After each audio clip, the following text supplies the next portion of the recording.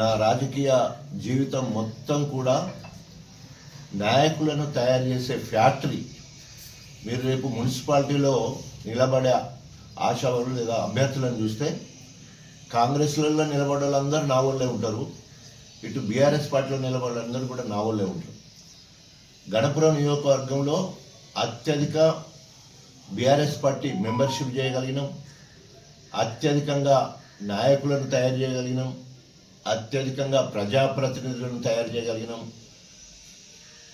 నన్ను నమ్ముకొని కేసీఆర్ నాయకత్వంలో పనిచేస్తానని వచ్చిన ప్రతి ఒక్కరికి ఏదో రకంగా అవకాశం కల్పించడం జరిగింది. It's a challenge Kadiyam శ్రేయర్కి.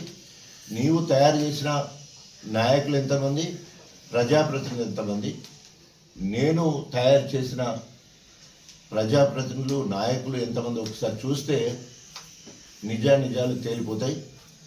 ఇప్పటికైనా సిగ్గు శరం ఉండేది ఉంటే అంటున్నావు కదా, రాజయ్యకి టికెటే రాదంటున్నావు కదా, నీకు దమ్ము ధైర్యం గెలుస్తాననే నమ్మకం ఉండేది ఉంటే వెంటనే రాజీనామా చేయి. నువ్వు రాజీనామా చేసిన మరుక్షణమే కేసీఆర్ దగ్గర నుంచి వెళ్ళి బీఫామ్ తీసుకొచ్చి నీ ముఖాన కొడతా నువ్వు. అంతేకాకుండా ఈరోజు గతంలో 2 సార్లు వర్ధన్నపేట నుంచి వెళ్ళి గెలిచిన అరూరి రమేష్ ఆయన వ్యక్తిగత కారణాల వలన రకరకాల కారణాల వల్ల బీజేపీకి పోయి ఆయన మనసు మార్చుకొని ఆయన వర్ధన్నపేట కార్యకర్తలు, ఆప్తులు, సన్నిహితులు, స్నేహితులందరూ కోరిక మేరకు నేను మళ్ళీ బీఆర్ఎస్ పార్టీలో చేరుతున్నాను. నేను వర్ధన్నపేటకే పరిమితం అవుతాని, వర్ధన్నపేట మున్సిపాలిటీ గెలిపించే బాధ్యత నా మీద ఉందని వారు క్లియర్గా మరి అరూర్ రమేష్ మాట్లాడడం జరిగింది. కడియం శ్రేయరి ఫేక్ న్యూస్ అంటే కాంగ్రెస్, కడియం అంటే కమిట్మెంట్ కాదు, ఫేక్. కడియం అంటేనే ఫేక్.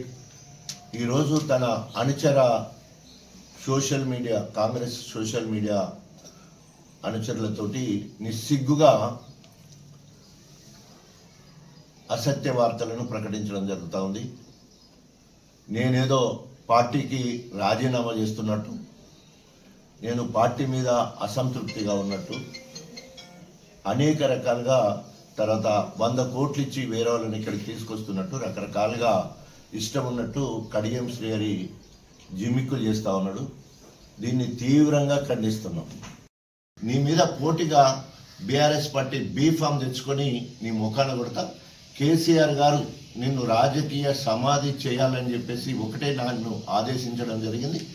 ఆ రోజు నుండి ఈ రోజు వరకు నిత్యం ప్రజలలో ఉండుకుంటూ వాళ్ళ కష్ట సుఖాల్లో పాల్పంచుకుంటూ రైతన్న కోసం రాజన్న పాదయాత్ర కానీ, అదేవిధంగా గణపురం నియోజకవర్గంలో మరి ప్రతి ఊరికి అభివృద్ధి సంక్షేమాలు, ఇంటింటికి పథకాలను ఒక కార్యక్రమం పెట్టుకొని ప్రతి ఊరికి మరి కార్యక్రమంలో భాగంగా అన్ని గ్రామాలు ఏ రకంగా అభివృద్ధి చేసినామో చెప్పడం జరిగింది.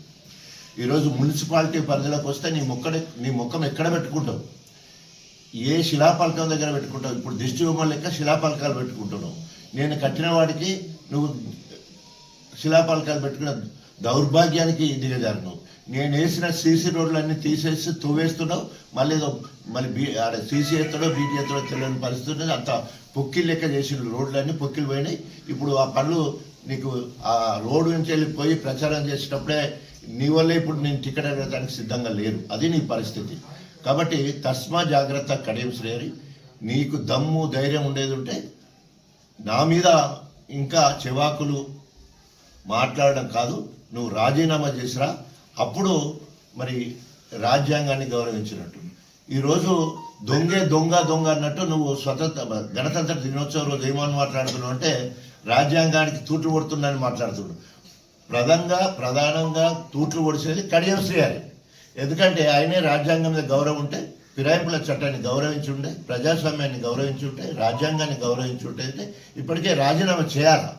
నేను అధికార కాంగ్రెస్ పార్టీ కోసం, తెలంగాణ రాష్ట్ర సాధన కోసం అధికార కాంగ్రెస్ పార్టీకి ఎమ్మెల్యే పదవికి, ప్రాథమిక సభ్యత్వానికి రాజీనామా చేసి తెలంగాణ జెండా పట్టుకొని తెలంగాణ ప్రజల పక్షా నుండి మరి పోరాటం చేయడం జరిగింది. తెలంగాణ రాష్ట్రాన్ని సాధించడం జరిగింది. నీ త్యాగం ఎక్కడ? జనగాం జిల్లాకు నువ్వు వ్యతిరేకము, అదేవిధంగా తెలంగాణ ఉద్యమానికి నువ్వు వ్యతిరేకము, దేవాదులకు నువ్వు వ్యతిరేకము, గన్పూర్కు టెక్స్టైల్ పార్క్ వస్తానంటే రాకుండా చేసిన దుర్మార్గుడివి నువ్వు.